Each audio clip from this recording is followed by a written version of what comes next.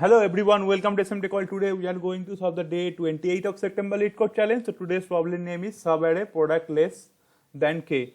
Okay, so let's try to understand the problem statement first. So what they are saying here, we will be given one array of integer, that's the number array, and another one will be one integer value, that is k. So that is kind of limit here. So what we need to do here, so we need to iterate through the array and we need to find all the possible combination where our total contiguous product will be less than 100, right?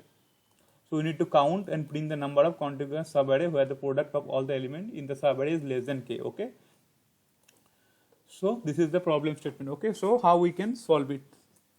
So we need to basically check all the possible combination, contiguous combination, right? So here we can see that 10 5 can be one combination, 10 5 10 only can be one combination, 5 only can be one combination, 2 only can be one combination, and 6 also, right? And apart from this we can have 5 and 2, and we also can have 5 2 and 6, correct? And we can also have 2 and 6. Okay, so these all are the possible combination. Okay, so here you can see that we have total 8 combination, so we can return 8 here. Okay, so then how can we solve it? Okay, the first approach what we can do, what is the brute force approach is, so we can take two for loop, nested for loop, and we can keep checking all the possible combination, right? Contiguous where it's a contiguous subarray. Okay, so if we use this approach, then in that case our time complexity will be obviously order of n square, since we are going to use nested for loop and we are going to check all the possible combination, right? So in that case we can say that time complexity will be order of n square. So I think we can solve it in linear time also.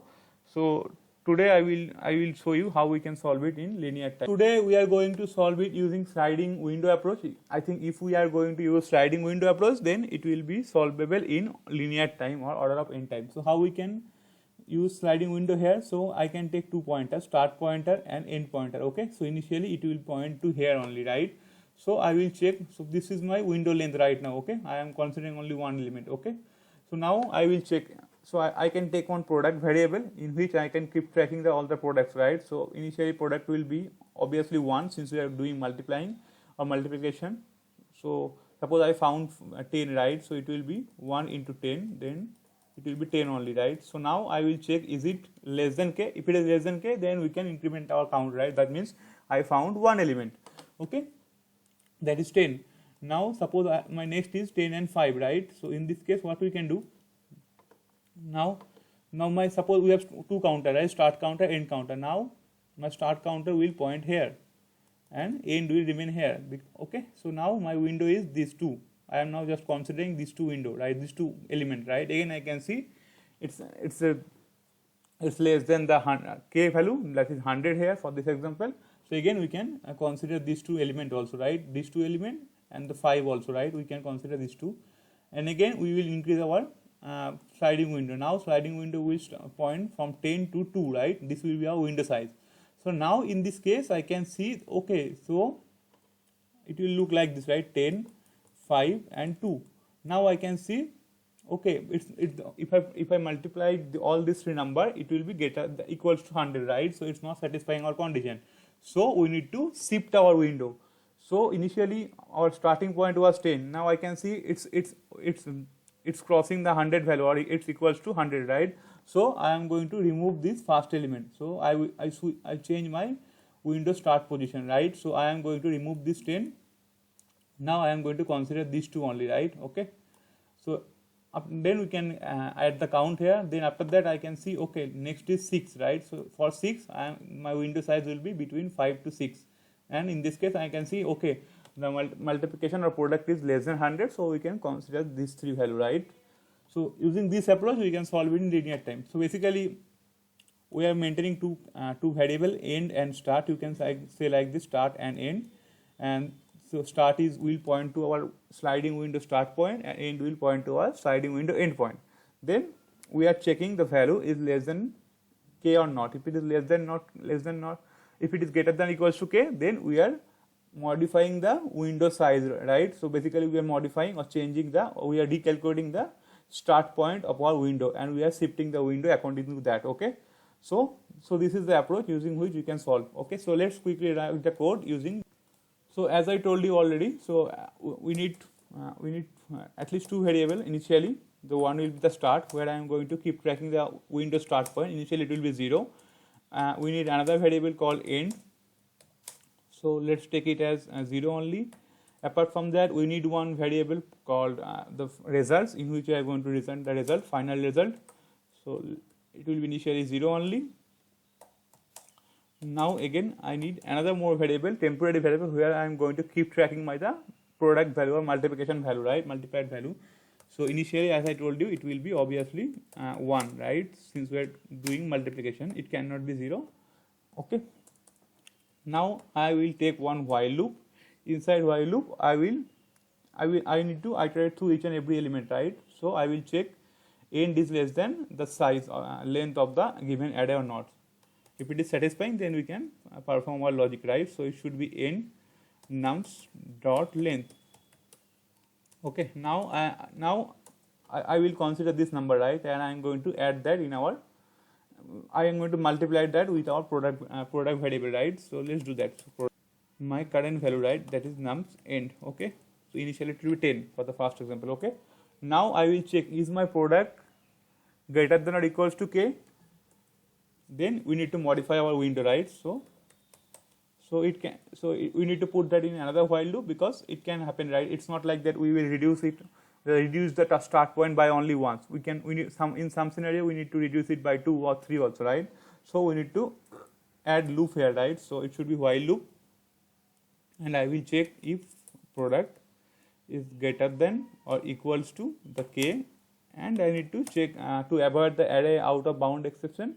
I need to keep check that my start should be always less than end. Okay, start should be less than end, and if these two condition is satisfied, then I am going to change the starting position of our window. So starting means we need to remove the first number, right? So here, like for this scenario, right, 10, 5 and 2, here we need to remove 10. So how we can remove 10? So just whatever my product value, I am going to divide that with that particular value, right, 10. Then that means we are not considering that number. Okay, so we will do that. So it should be product and divide by my current start value, right? So it should be nums start, and we need to increment. That means we updated our start window, right? We remove and we are going to increment. Similarly, once we are multiplied with our product variable, we need to increment our end also, right? Now at the end, I need to take the count. Okay, so the result. So it should be result equals to result plus existing result value plus whatever my current end value and whatever my start value, right? So this will give me the count of unique combination or contiguous combination. Okay, and at the end we need to return the result. So now let's quickly run it and check whether it's compiling or not. Okay, I think it's compiling and giving us expected answer. Let's quickly submit it also. Okay, I think our solution is accepted. So let's go through the code once again. Then we will try to identify the time and space complexity. So as I told you, we are going to use 4 variable here, right? So we use 4 variable. The initially one is end, that is also 0. The start, that is also 0. And the product variable, that is temporary, we are storing the multiplied value, that is initially 1, and the final result. Okay, so it should be initially 0. Okay, so that means my window is initially my window size is only 1. We are just considering this one, right? So inside that we have done the multiplication, right? Product into nums end. Okay, so that means in my product variable it is now 10, right, in the first iteration. Okay, now I will check, is it greater than or equals to the k value? K is 100 here, right? So it's not. So we don't need to run this second while loop, right?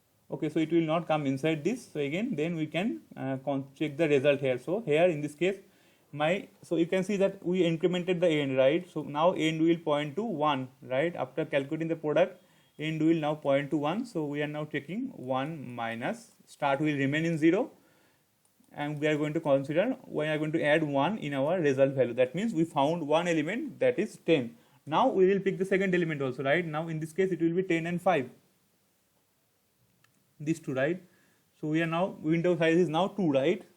So again I will check 10 and 5 is still less than 100, right? So that means we can consider 2. So in this case I can see we need to consider 2 elements. One is 5, another one is 10 and 5, okay?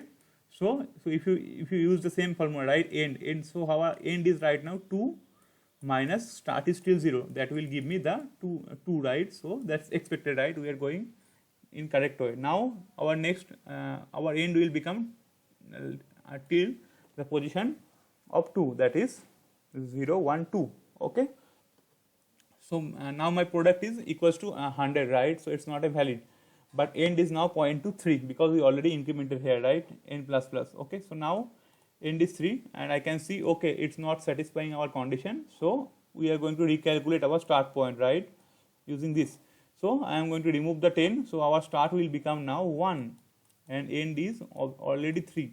So if we do the again the same formula, end minus start, it will be 3 minus 1, so that will give me 2, okay? So 2 means 1 for, so we already consider only 5, so one will be only 2, another one will be 5 2, so it's correct, right? It's giving us 2 combination, okay? So we already find 4 combination. Now the last one, right? Now it will come here, right? 6, and my window start is pointing to 5, right? We are just considering this. So this is my window, right? Now again I will see, okay, it's less than 100, so my end is now at pointing to 4 and started as till 1, okay? So obviously now again using this formula, end minus start, it will be 4 minus 1, that will give us 3, and total is 3 plus 4 is 7, right? And we have 1 also here, right? So it will be 8, okay? So using this you can solve it, okay? So what will be the time and space complexity here? So you can see that we are using while loop, and it's not, we are not iterating more than n. N is our array length, so obviously time complexity will be order of n, and we are iterating through each element only once, okay?